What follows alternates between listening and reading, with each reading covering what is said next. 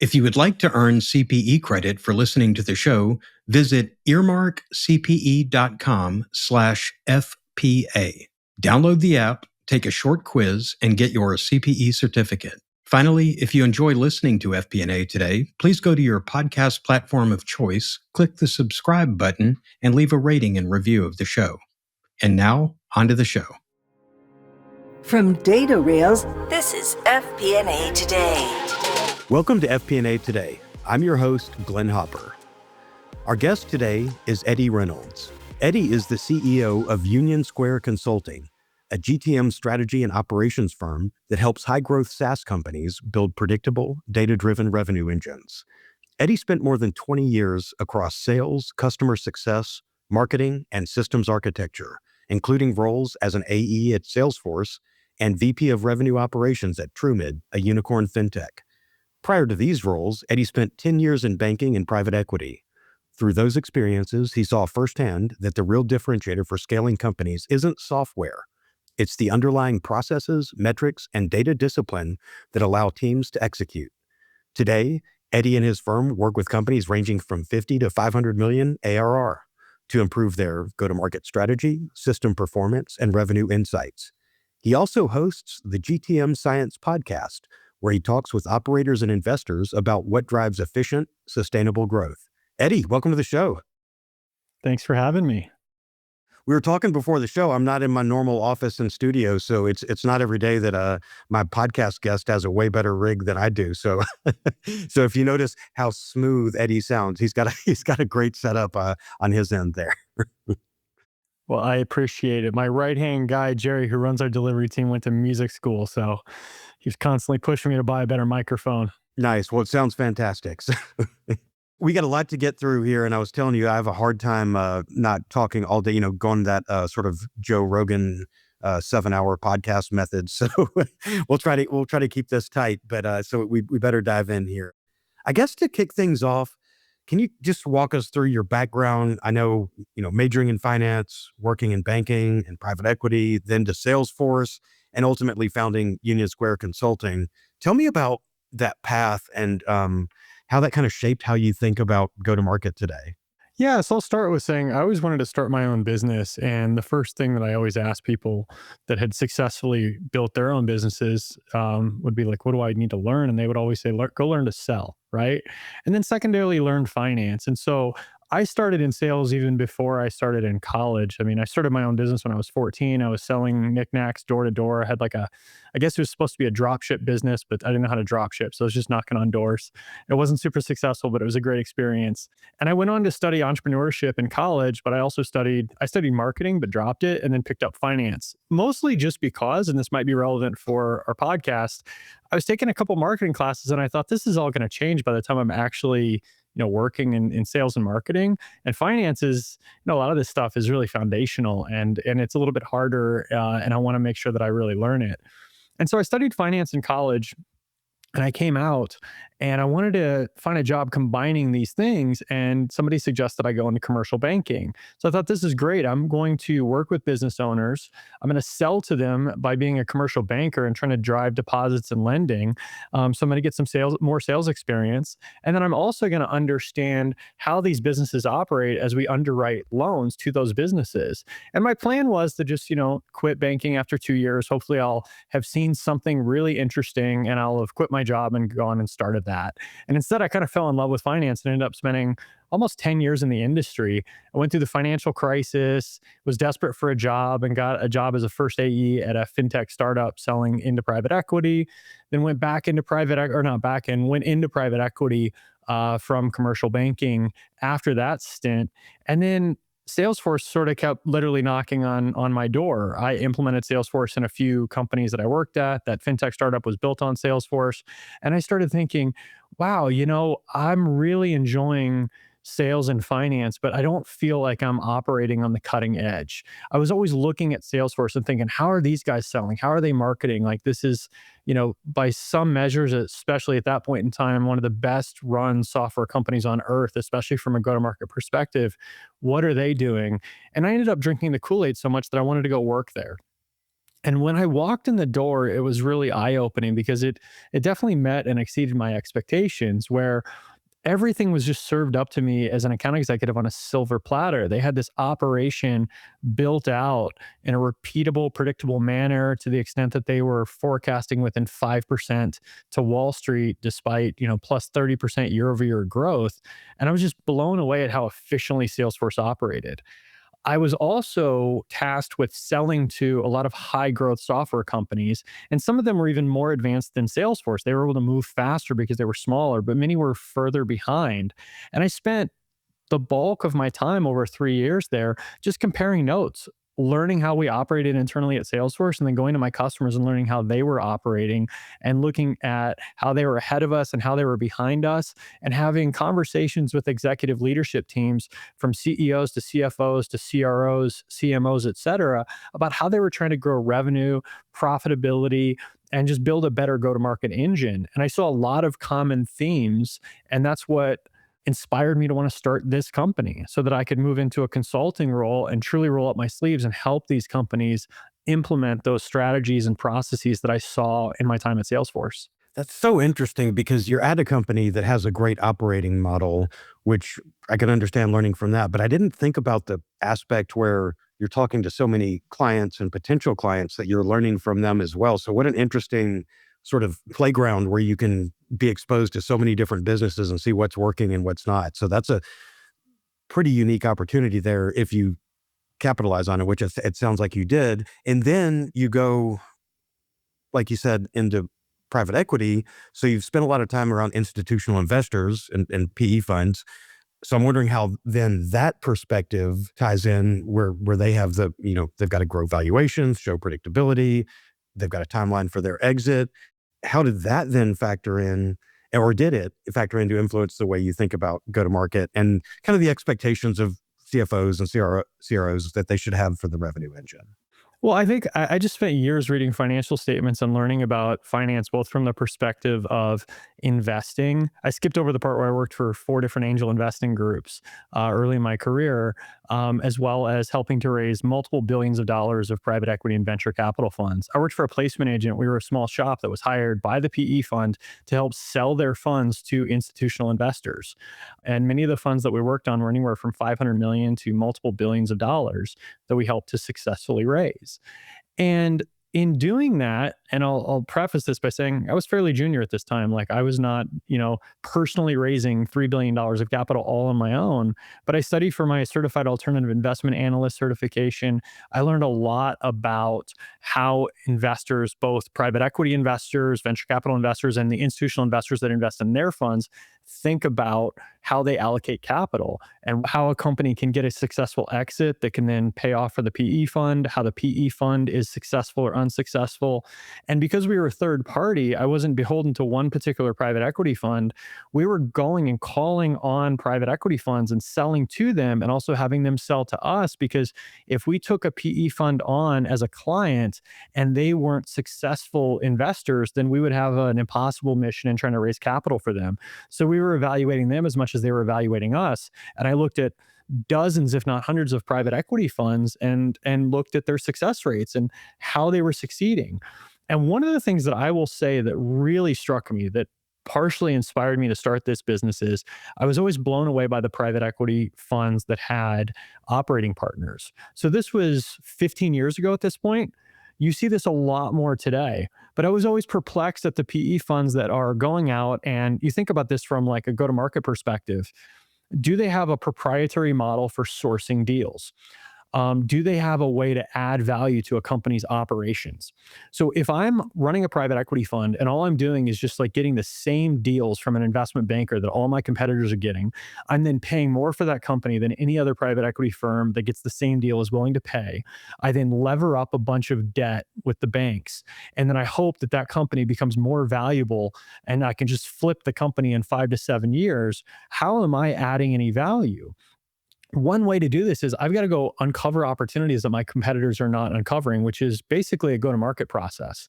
The other way is to add value to the actual operations of the company. I can bring in experts and I can work with the leadership of that company to try to help them build a more profitable, efficient business model. And those are the primary folks that we work with today. So I haven't really exited this industry from that respect. We work with some of the largest private equity firms on earth, and we work specifically with their operating partners. And even more specific than that, these days, 15 years later, many of these shops now have dedicated go-to-market specialists and advisors. And these are not junior people. These are people that were CROs in multi-billion-dollar companies. It used to be, or at least from my perspective, from what I saw 15 years ago, it seemed like a lot of the folks were like former CEOs, CFOs, and COOs. And now I'm seeing it hyper specific. I think I saw a VC fund that hired an SDR. It's like 25 years old. And you're thinking like, how do you go from SDR to private equity? And then you think, well, actually, sorry, VC. Well, if I'm a VC firm and I'm investing in an early stage startup and the founder has no idea how to build out an SDR team, and here's this SDR that just came from some hot company that learned all the best practices, and I can pay them, $100,000 a year or whatever it costs to have them coach my, early stage founders, that can add value. And so I'm just fascinated by this concept that these PE firms are going in and adding so much value specifically to go to market.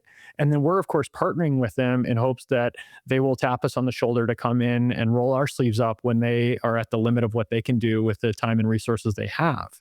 And so I think I've kind of forgotten the question that you've asked at this point in time, but I'm just really fascinated with this entire space.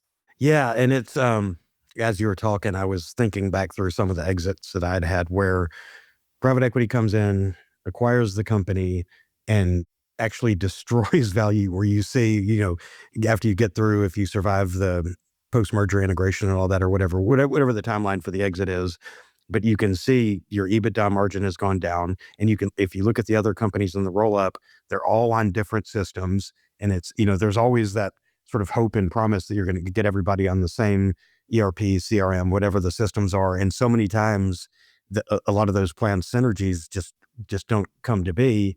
And it's, if you only have analysts looking at a deal, it's easy on paper to come up with what those synergies and how you're going to add value. But without operators and experienced people, and maybe the company that's at the top of the roll up, that's sort of the model for operational excellence, maybe they, their team can help. But that's a big part of acquiring and adding values to companies, is being able to actually add value to them. Well, I think you bring up a really important point. So I was coming into this podcast thinking, how am I going to tie our work in go-to-market efficiency to FP&A and finance, right? And one of the things that I've instructed my team with is like, don't talk to bankers. So if we call on a private equity firm and we're trying to build a partnership, and I see somebody that, has their Harvard MBA and they're an analyst at Goldman, and then they went to a private equity firm, I'm thinking this person may be the world's best investor, but they don't understand go-to-market. They're not going to understand what we do, the problems we solve, the problems that we see, et cetera. And so when I think about it from that perspective, if I'm going into a company with that background, there's an incredible challenge in terms of go to market, because if I'm saying, look, I need to get EBITDA at 30%. Okay, how do we do that? Well, the simplest way to do that is just start cutting costs, right? But am I cutting costs in the wrong ways? Am I cutting costs that are driving revenue because I don't understand go-to-market? And I think that we have seen, especially over the last 10 years, massive inefficiencies and waste of capital in go-to-market. But if you don't know what you're looking for and don't know what to cut, the answer to that isn't, let's just cut the marketing budget, let's cut the sales budget. We're seeing companies that have gone from spending 40% of revenue on sales and marketing to spending 30%. However, at the same time that they've cut those costs, the amount of revenue growth that they're driving with that spend has also gone down. So we're spending less money and we're also getting less bang for our buck. So we're seeing lower revenue growth. Now that's also, a macroeconomic issue, but you can't just run around cutting costs if you don't understand what you're cutting and what the downstream impact of that is going to be. And I think that that's a massive gap if somebody has a purely finance background and doesn't understand go-to-market when they try to make really big decisions on where we're investing our capital in go-to-market. Yeah, really, really well said. And actually, when you mentioned for an FP&A audience, I thought, oh, I would be remiss, or I would be in trouble if I just glossed over the fact that when you were talking about at Salesforce, going from whatever the 5 to 10 billion, that 30% year over year growth, keeping that forecast within about 5% accuracy. And so obviously FP&A brain more than go-to-market brain is going to be like, well, how did you do that? And I guess the question out of all that would be, what did you see inside their forecasting and pipeline process that maybe like a mid-market SaaS company could realistically learn from and apply? Because especially when you're in that hyper growth phase, it's very hard to have a forecast that gets that close to what actually happens. There's a lot of very simple reasons that Salesforce was able to forecast with 5% accuracy, even at 30% year over year growth from $5 to $10 billion. So I'll break down all the things that I saw there. And also, just to plug our content, we've kind of captured this in our go-to-market efficiency pyramid, and specifically our pipeline efficiency pyramid, which is just a derivation of that. And so the first thing is they had clear process, right? So Salesforce standardized their sales process. It was very, very clear what qualification criteria is for a deal that goes into pipeline, and what the entry and exit criteria is for a deal to go from stage 0 to 1 to 2 to 3 to 4 to 5, et cetera. So that, combined with having really clear metrics and reporting, my team that I was on of 6 people had a dashboard that we all looked at quite literally 50 times a day. It tracked everything from our call activity to how many deals we closed, which we couldn't physically close our own deals. That had to go through the deal desk. So like if you're trying to close a deal, you're like refreshing the dashboard maniacally trying to see if the deal went through. So we're looking at this all day, every day. In addition to this, we had a culture of real time all the time. So there was never like, oh, I'll update my pipeline on Friday. You could and would get called out for not having your deal in the right stage with the right next steps, et cetera, at any point in time, any day. And the first time that your boss's boss's boss's boss pings you about this and it rolls downhill, and then your boss is like, hey, what's going on here? I just got pinged by 4 levels of management. Why are you not on top of your pipeline? You learn really, really quickly that like this is a key priority for the job. And this sounds really punitive, but it's really not. Like you learn that lesson once or twice, and then you don't have to learn it again. And what it results in is a really clean pipeline that everybody in the organization can trust. And most of the time when we are talking to the mid-market companies that we work with, they can't say that they're there. Not only that, but it also ensures that reps are spending their time on the right deals. So you still have more time to go and prospect and find more deals. And that we ensure that we don't skip key steps and lose deals that we could have otherwise won. So there's a lot of impact from having this like really well-structured operation. We had a process for forecasting. So once you have a clean pipeline, we would go into a forecast call and everybody was on the same page. Okay, like these are the deals that we think can close in this month or this quarter. Here's the red flags. We would discuss it. So it wasn't just a weighted forecast. We were taking all of this data and putting it into Salesforce accurately, first and foremost, and then we were calling our shot. That would cascade from the rep to the manager, from the manager to their AVP, from the AVP to the SVP, and on all the way up to, the CFO of the organization to forecast to Wall Street. And so you have all of that, and now Salesforce is able to get real visibility to what's going on. In addition, you have the same like rigor with the marketing leads, with the cold calls, et cetera. And so then I will say, like, what does the CEO and the CFO do if they think that they're not going to hit the number that they reported to Wall Street? Well, they have some levers they can pull. They can start to spend more money on marketing. They can provide bigger discounts to bring customers in faster. They can have spiffs. And of course, Salesforce did a lot of acquisitions. But you can't do that if you don't have visibility into your entire end-to-end go-to-market process.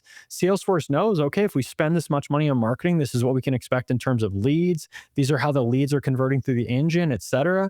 And when we talk to mid-market companies, both CROs and CFOs, a lot of them will complain like they don't have this visibility. They don't know what's going to happen next month and next quarter with that level of granularity. And so it's really hard to place bets and make decisions. Yeah, and as you're going through all this, I'm picturing go-to-market and FP&A are sitting at the same table, probably right next to each other at the same table. There's a lot of crossover and commonality, but I guess I do also want to maybe take a minute here and for our FP&A audience who maybe doesn't work with a GTM team, when you say go-to-market and go-to-market efficiency, what do you mean by that? And how do you define GTM in practical terms? And I guess even more importantly, what does efficient go-to-market look like? Sure. So two separate questions there. So what does go-to-market mean? Go-to-market is everything that we do to attract, retain, and grow our customers. So it's sales, it's marketing, it's customer success, could be partnerships, PLG, anything to attract, retain, or grow a customer, right? Go-to-market efficiency is how profitably and sustainably we are doing that. So we think about common metrics that you can use to measure go-to-market efficiency. CAC payback is a great one on the new business side. On the existing business side, we have net revenue retention and LTV to CAC. I've got some issues with LTV to CAC, but we can talk about that if you want. And then there are some new metrics out there, like the go-to-market efficiency ratio that I've seen from David Spitz. And then we made a little tweak to it and called it the go-to-market efficiency margin, which is essentially these two metrics are asking how much does it cost us to grow revenue or gross margin by $1 across the entire organization. And David Spitz has put out a lot of really great benchmark data from this that I really love, and looking at public SaaS companies and showing that they're spending, I forget, I want to say it's over $2 right now to grow ARR by $1. And then I think it's like $2.50. I can't remember the exact figure to grow gross margin by $1.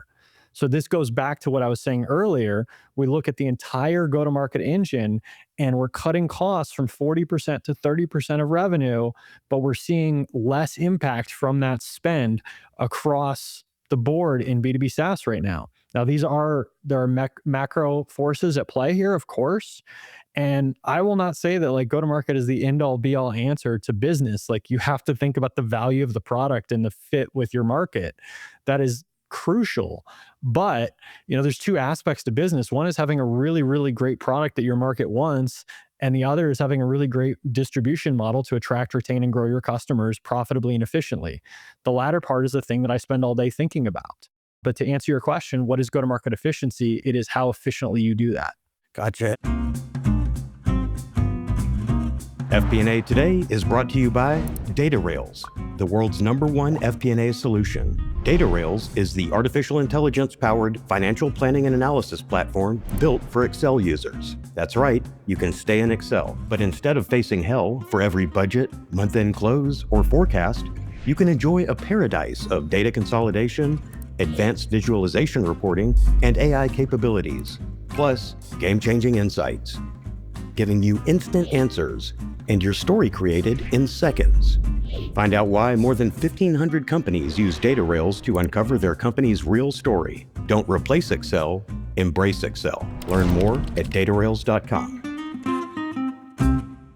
I think we should just, our FP&A, we're big metrics people as well. So I do think I want to give you a moment. Was it LTV to CAC, the one that you had issue with which measurement? Yeah, I'd love to hear your thoughts on that. And then maybe we look at, CAC payback and other metrics that are important to you. But I'd love to hear your thoughts on that first. Yeah, I might want yours as well, because I maybe don't have the history here. But let's just think about LTV. So how's the LTV defined? Actually, I forget the formula off the top of my head, but it's basically the revenue that you get from a customer per year divided by the churn rate, right? So if we say that our churn is 5% per year, then what we're basically saying is on average, we're going to get 20 years of business out of a customer, right? So let's say a customer signs a $100,000 contract, our churn rate's 5%. We're essentially saying that customer is worth $2 million. It's going to take 20 years to get that $2 million. However, that is oversimplifying the math. This is an exponential decay. So in 20 years, you don't have $2 million. You have something like $2 million times 66%. So let's call it $1.2 million, right? The other, $800,000 is going to be spread out over infinity. It will literally take you 1 million years plus to get that $2 million, right? Because it's an exponential decay. Whatever. I'm kind of geeking out here right now. The problem that I have here is that 5% churn rate is a metric for a moment in time. If you think that you're still going to have 5% churn in 10 years, 15 years, 20 years, you're just like insane, right? So that's problem number one. Problem number two is we're not factoring for the time value of money. There's a pretty big difference between getting $2 million from a customer over 20 plus years and getting $2 million from a customer in 2 plus years, right? Or 2 minus years. So if our churn rate is 95%, I can't do the math in my head here, but let's just say that like we're churning our customers, let's say we're churning 50% of our customers every month, right? And so you land a customer for $10,000 a month, and then you lose half of them the next month and half the following month, et cetera. And we scale this out, and we're a year in, and we're looking at our revenue from a year. I'm like, okay, I'm okay with that. I can get comfortable with that.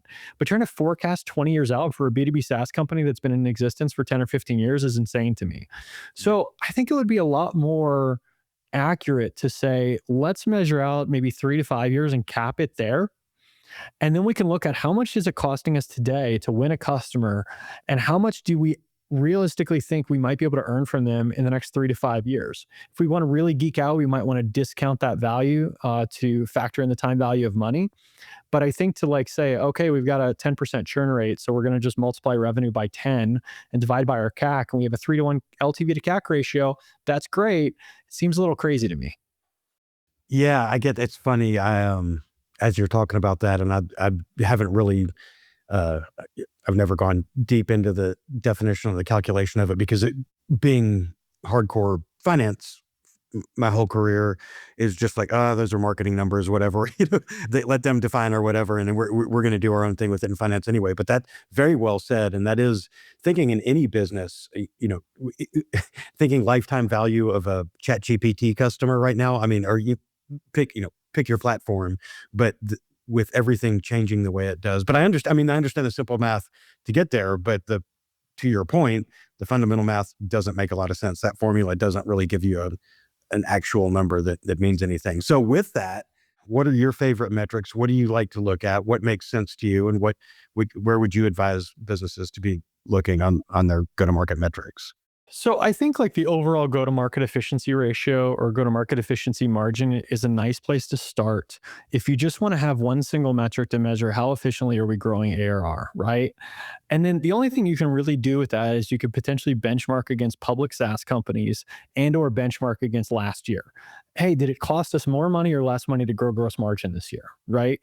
Now, of course, you have to consider the fact that you have macro trends that are going to impact that. Then the next layer down is you think about, okay, let's look at new business versus existing business, right? So on new business, I think CAC payback is perfectly fine. I don't love the fact that it's like measured in months. I would prefer to think about it of like, how much does it cost us to grow gross margin by $1? But I'm just splitting hairs here. CAC payback is fine. You can benchmark against it. It tells you a lot about how efficient or how much it costs you to bring in a customer. On the existing customer side, I think we have NRR and LTV to CAC. I wish I had a better metric than that, because you're thinking about it from like the same perspective of like, what does it cost us to retain X dollars of business from our existing customers, right? I might have to think through that a little bit more, but those metrics are common, NRR and LTV to CAC, and they give us some sense of how efficient we are at retaining and growing our customers, right? Then from there, I think where we kind of like miss the boat is in not drilling down further. So let's say our CAC payback is good or bad, whatever, I don't really care. How does that break down across different channels? Like what's our CAC payback for inbound? What's our CAC payback for outbound? What is it for SMB versus enterprise? And I think this is really where the rubber meets the road. If I'm a CFO and I've got limited resources and I'm trying to place bets for next year, maybe I'm under pressure to cut costs to get EBITDA margin up to a certain point, et cetera, et cetera. I want to go in with a scalpel, not with an axe. Right? I want to cut very carefully.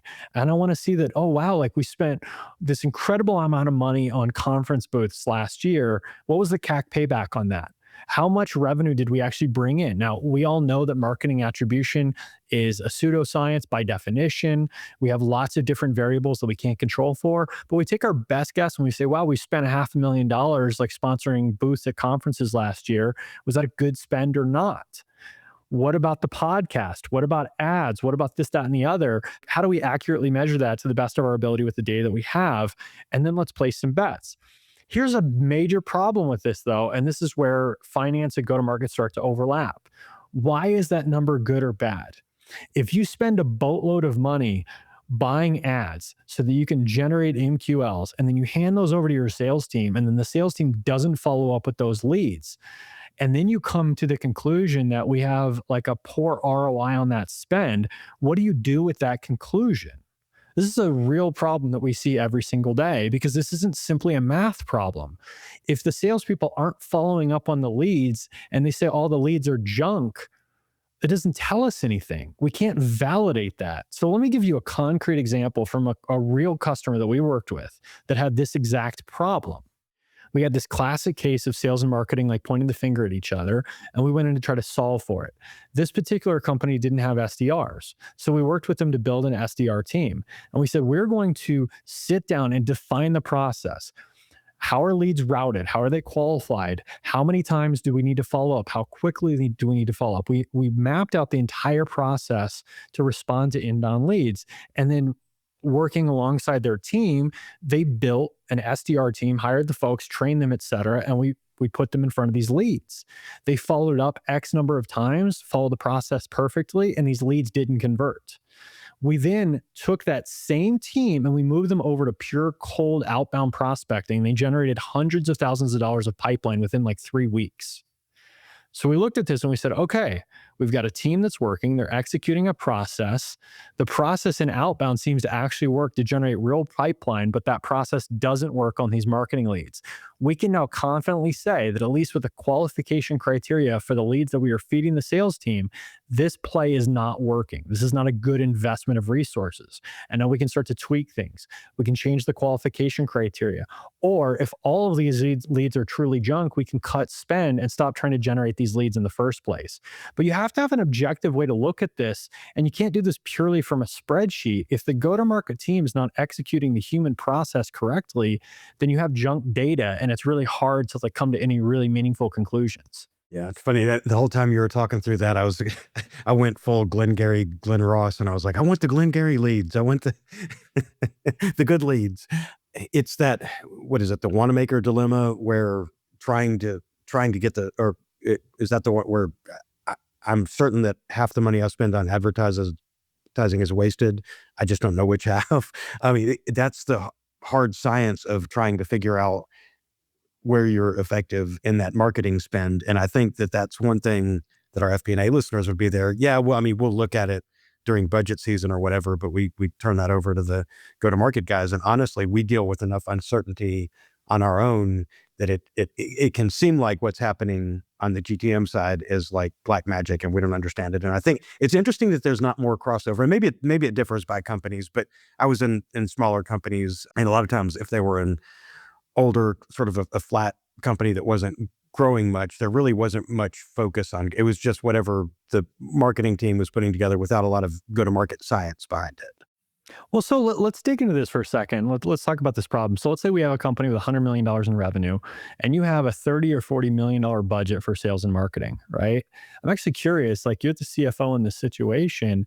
How do you look at that? Like, it seems crazy to me to just say, well, I don't know what marketing's working or not working, but here's a $40 million check. I know I'm like oversimplifying this because a lot of that goes to sales too, but, and CS, but, how do you spend $40 million without looking more closely at it?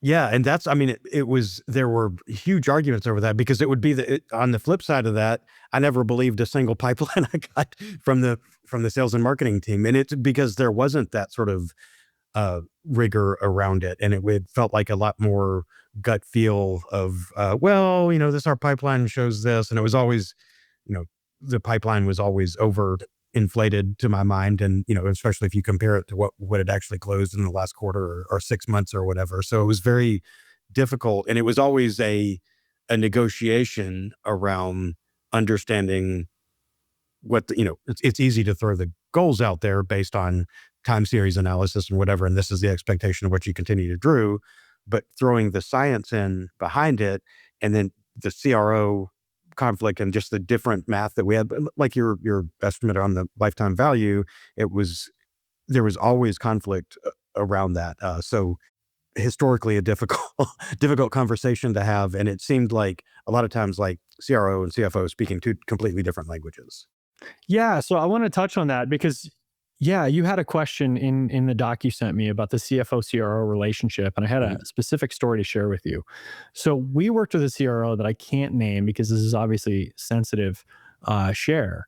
And the CRO came into the new organization and told us, like, my CFO doesn't trust me, because the previous CRO was doing exactly what you're saying. They were promising these big things. They kept missing forecasts, missing their target. They had inflated pipeline. And so this CRO that we worked with actually hired us like the day he started. literally, I remember communicating with him and haggling over not haggling, but hashing out the contract over his Gmail account. And the reason for that is because he wanted to bring in this process that we're talking about here. He wanted to make sure that we dialed in what does it mean for a deal to be qualified into enter pipeline? What is the entry and exit criteria from stage 1 to 2 to 3 to 4? How do we maintain a clean pipeline? How do we forecast accurately to the CFO? And what this ultimately results in is how do we earn trust from the CFO that when we say that we think we can hit this number, that the CFO actually believes that the CFO can actually work with that information. And because I'm CEO of my own company, which I've bootstrapped with my own money, I live and breathe this every single day. I'm literally like turning the seat from CRO to CFO when I make bets in my own business. And it all starts with the forecast. Like if I have no idea what we're going to sell next quarter, it's really hard for me to make decisions on where we place bets from a financial perspective, right? And so I think that the problem we're talking about with the CFO CRO relationship is that if you don't have a go to market process in place, then you don't have accurate data and you don't know why things are working or not working. Is it working or not working because, or I should say, is it not working because we're not executing? I can't tell you how many companies I talk to that say, well, the leads aren't converting because sales doesn't follow up. We can't get our salespeople to make cold calls. Our salespeople don't follow any kind of process to close deals. Each rep does things in their own way, and we've got a couple reps that are crushing it, and everybody else is floundering. Right? We have an onboarding process that's completely broken. We don't monitor customer health. Like we don't find out that the customer is going to churn until 30 days before the renewal. We have a lack of process that results in inaccurate and incomplete data. And then if you're the CFO, you're looking at your financial statements because that's all you have to go by. You know, I even remember talking about this with one of the people that I hired for my own team that came from a traditional accounting background. It's like they gave me some forecast based on like previous numbers from last year, the year before. And I'm like, where do you get that from? Like, we're not going to like close deals next quarter based on what we closed last quarter. Like, that's not how this business works. Like, we're not selling like, I don't know, this isn't a vending machine. Like, it's more complex than that. And if you don't have any other data to go by, I honestly don't understand like how you make decisions as a CFO. Yeah. Okay. So this gets into something that we talked about before the show, and I do want to, I'd like to cover that too. So I think where the conversation would usually end up with me, and I think it's because of the nature of the types of companies where I was CFO, was that we'd hit an impasse and I would ultimately tell the CRO or whoever had the, multiple hats that they had on that job, that's great. Put that in the CRM, use that for your sales forecast. I'm not giving that to the bankers because I don't understand it. And then I would do what your accountant did, and I would take time series analysis and I would, draw it out and do my voodoo math on it with, seasonal auto-regressive integrated moving average or whatever sort of time series tricks I was going to do on it and say, you know what, this continues the trend and this is what we're giving to the bankers because I can explain this, I can't explain that. And, but when we were talking before the show, one of the things you hit, and I think that I'll be very curious to hear this.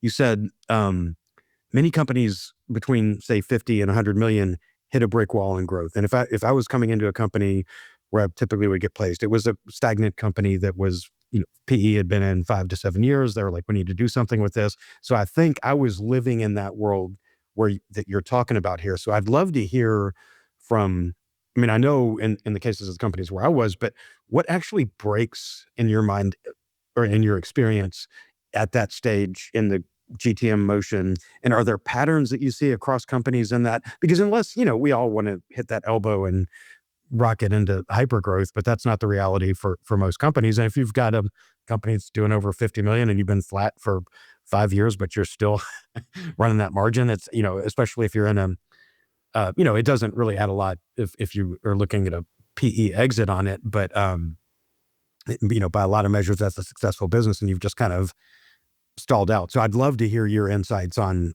that. What happens in that revenue range?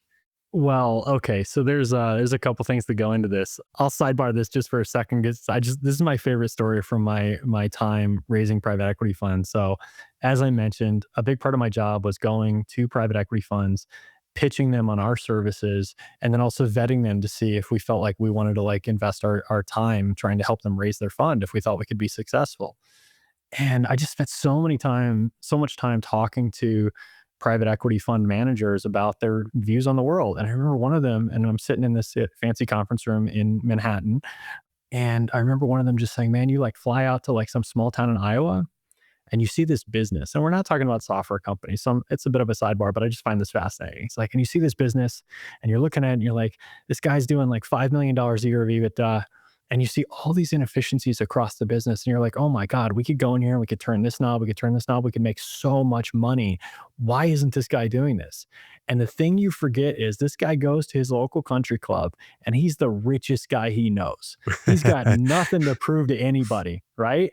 And this isn't a direct correlation to what we're talking about, but I do think, like, to your point, like if I owned a $50 million company where I owned 100% of it and 100% of that cash went into my pocket and we're just printing millions of dollars year over year, do you think I care about anything we're talking about today? Absolutely not. But the second the PE firm writes a check and they need to flip that company for a multiple, all bets are off. Now the game has changed, right? And to a lesser extent, I see this happening as well. I see, like, with the early stage VCs, they want to see top line revenue growth. They want to see, certain metrics and certain things happening, but there's less scrutiny on some of the stuff we're talking about. And obviously with VC, less scrutiny on EBITDA. And the game has really changed a lot, especially with AI and AI native companies. So when I say like companies stall at $50 to $100 million, some of them are stalling way before that. We're starting to see AI native companies that are at 300 million, 500 million in revenue, and like they barely have a sales team. But what I oftentimes see happening in a traditional SaaS business is that you have a stage where a CRO has, let's say, 5 sales reps. That CRO isn't really managing marketing. They're not really managing customer success. They got the 5 reps, they've got the 10 reps, they've got the 15 reps. And it's just small enough that they can still wrap their head around each and every deal that they're working in, each and every rep, and coach them. If they're doing enterprise deals, it's not hard to remember every $500,000 deal they're trying to close. It's all in their head, and they're just rolling their sleeves up, trying to like get their folks to make more calls and help close those $500,000 deals. If they're doing smaller deals and every deal is like $25,000, then it's like, okay, like we generated this many leads and we've got this much pipeline, and they're just like constantly working with their reps to like make more calls and close these deals. And it's all something they can kind of manage with their own hands. And then it gets to a breaking point. Like you start to get to a point where you have too many reps and you have to introduce a layer of management. And now each manager is doing the thing that I just described, and they're doing it in their own way, and they're less experienced than the CRO. And now all of a sudden the CRO is flying blind. Now the company's too big for the CRO to get their hands into each and every deal and each and every rep's process. And now they're telling their managers, you need to go and manage in this way. They can't get any visibility. They open up the CRM and they see a pipeline report and they're like, I don't trust this. Why I've had conversations with CROs where I'm like, hey, your close rate's 10%. That's not very good. And they go, yeah, but that's because like our reps just throw deals in there. Like they don't mean anything. Like that number's not right. Like, okay, how do you manage your business that way? And this is the wall that they hit. It starts to go beyond a capacity where the CRO can personally manage everything. And this is where you start to see things fall apart. This is where like marketing starts to say, we generated all these leads, but nobody followed up with them. This is where you're starting to see, wow, like we could have won that deal, but the reps skipped like these crucial steps because there's no repeatable process in place. And it was just all in the CRO's head. And as we grew beyond a certain point, it all fell apart. It's so interesting hearing you say this because that's what you're describing is what I would walk into. And it was like, I've talked to so many people and go to market now and it's like, wow, that sounds amazing. That sounds really smart. And I didn't have that advantage. And the other big thing that it was always like, I wouldn't even open the CRM. I don't like there'd be a great implementation of Salesforce that was horribly used or whatever system we were using. So I imagine when you come into a company, maybe you're saying something completely different than I am, but I would expect that when you come in, that you're a lot of times dealing with really messy go-to-market data.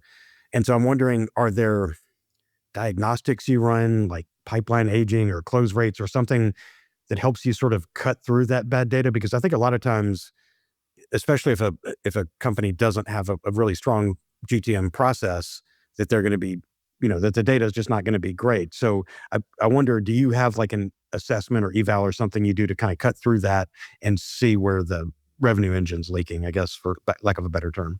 We do. We have a 150 plus point go-to-market diagnostic that we could do. We never go through all 150 points of that though. So I'll preface this with a few things, right? First, we need to focus where the pain is most, right? So I like to talk to CROs and assuming they're covering all of go-to-market, understand like what's the priority here. If you could only fix one thing, would it be your new business acquisition or would it be net revenue retention? Now everybody always says new business. I push back on that sometimes and I'm like, look, if you're not retaining your customers, then maybe you're attracting the wrong customers and maybe we need to fix that first. But it's not necessarily the hill that I'm going to die on, especially if the CRO doesn't oversee customer success. We now get into new business and I ask, do we want to do a better job of closing the deals that we're already generating or generating more pipeline? Almost always CROs tell me, I want to generate more pipeline. I'll push back a little bit more on that and I'll ask, well, what's your close rate? They say, well, my close rate's 5%, 10%. I've got some questions there. Another thing I might look at is what percentage of deals are at 1.5x or 2x an average sales cycle? So let's say we've got $50,000 deals and they close on average in 60 days. Well, if 2/3 of my pipeline is 200 days plus, and I've seen this, then we have a real problem. Now, I don't even need to look at that stuff though. I can ask much simpler questions like, hey, do you trust your pipeline? Do all of your reps follow the same process? If I ask 5 reps, like what a qualified deal means, will I get the same answer? Or will I get 5 different answers? And a lot of times, like a CRO will tell me, yeah, I know we have a problem with that, but we've got to generate more pipeline.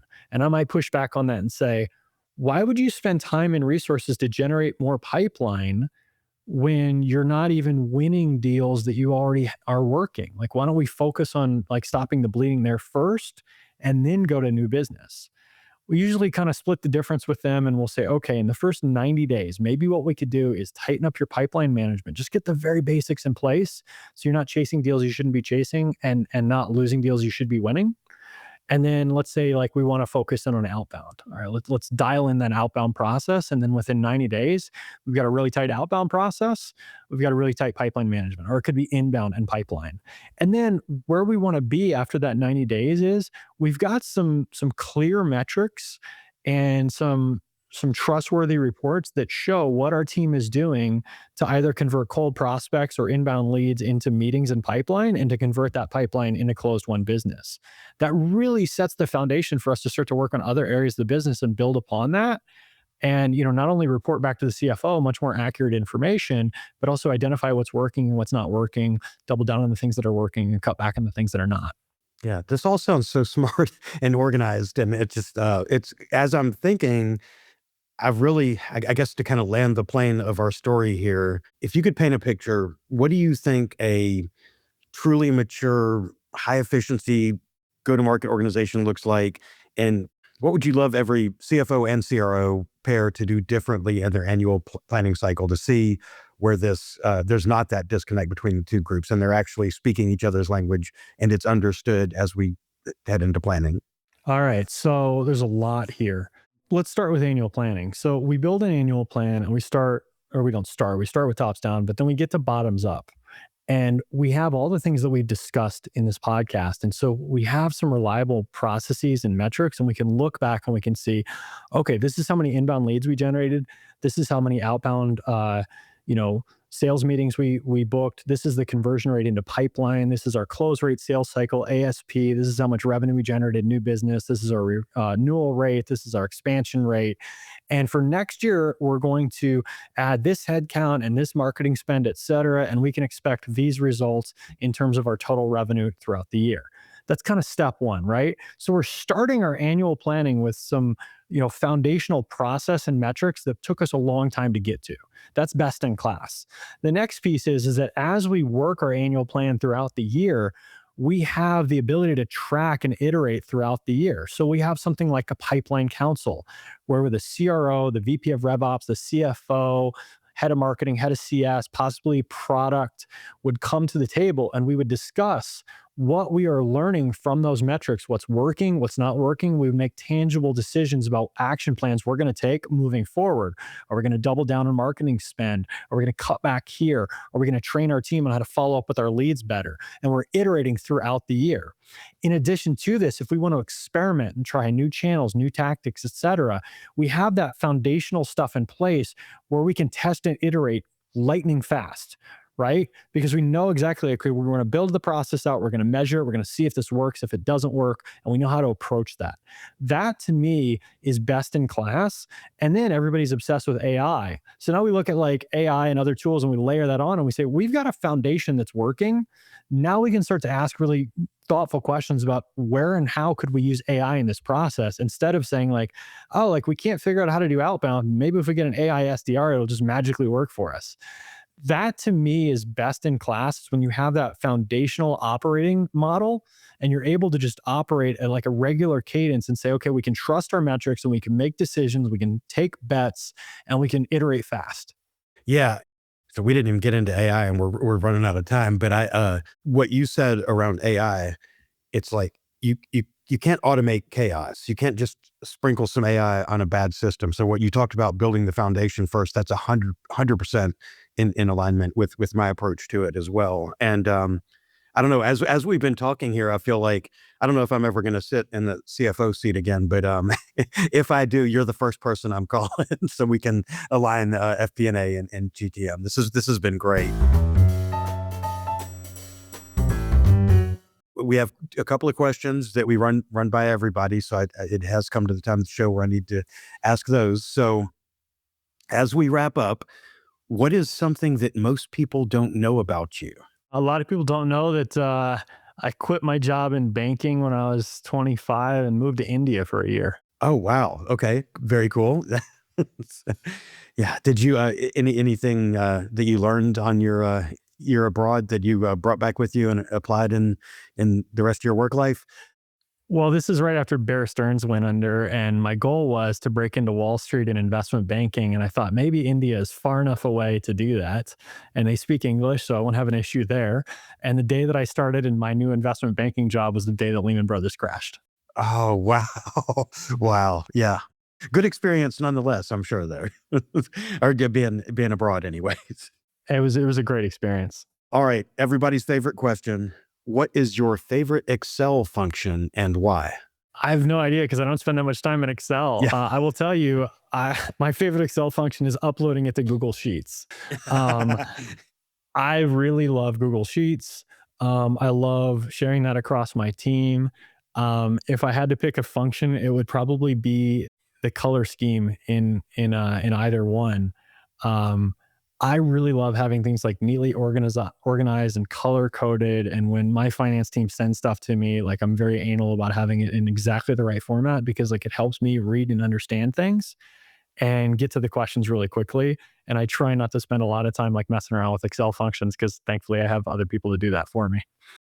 100%. And that's, I was a guest on the show before I was the host. And I realized it was when that question was asked, I thought, I haven't thought about that. And if you'd asked me that in my early 30s, man, I'd have had, 200 different answers for you. But yeah, after you get out of it, it's hard to answer it. But color coding is a good one. Well, I think that might be a first. I need to be logging these. I consider myself a data-driven guy. I ask these questions. I never put down what the responses are. Well, I'm a sales and marketing guy, so I'll just say, like, when some finance person gives me this giant spreadsheet and it's all black and white, and I'm like, I can't read this. Like, make this like more presentable. Yep. And so like I'm a big like fan of presentation. But yeah, I'm not the guy that like is ripping keys off my keyboard so I can like work through Excel faster. Like I admire those folks, but I was never one of them. Yeah, I hear you. Well, Eddie, this has been fantastic. And I really do. I feel like I've gotten a peek on the other side of the curtain with GTM. So I really appreciate you coming on and sharing your insights with us today. Thanks for having me.